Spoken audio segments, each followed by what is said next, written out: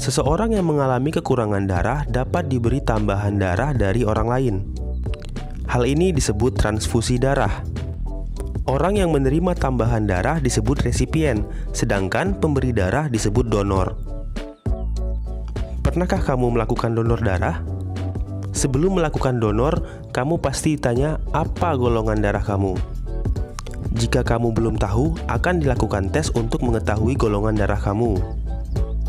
Nah, apa yang dimaksud dengan golongan darah dan apa pentingnya mengetahui golongan darah pada saat transfusi darah? Kecocokan golongan darah antara donor dan resipien merupakan hal yang sangat penting. Jika tidak cocok, darah donor akan bereaksi dengan darah resipien sehingga sel-sel darah akan mengumpal.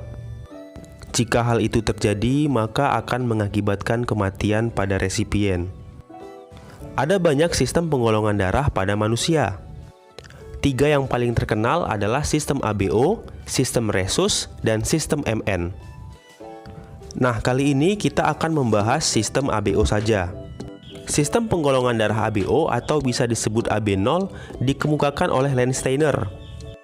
Berdasarkan sistem ABO, darah manusia dapat dikelompokkan menjadi 4 macam golongan darah.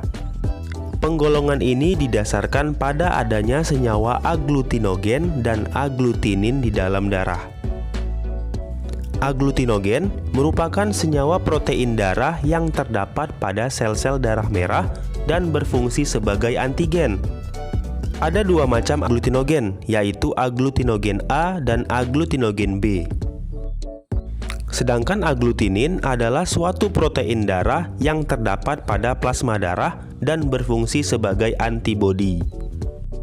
Ada 2 macam agglutinin, yaitu agglutinin alfa atau disebut anti-A dan agglutinin beta atau disebut anti-B.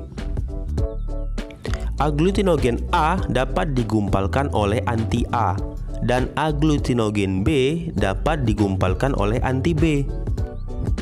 Cara agglutinogen dan agglutinin tersebut bereaksi satu dengan yang lain menentukan golongan darah seseorang.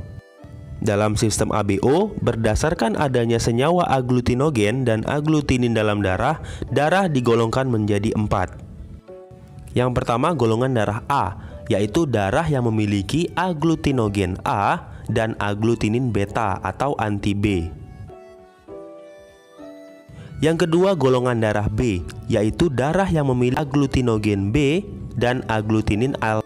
Selanjutnya ada golongan darah AB, yaitu darah yang memiliki agglutinogen A dan B tetapi tidak memiliki agglutinin. Dan yang terakhir golongan darah O, yaitu darah yang tidak memiliki agglutinogen A dan B tetapi memiliki agglutinin alfa dan beta.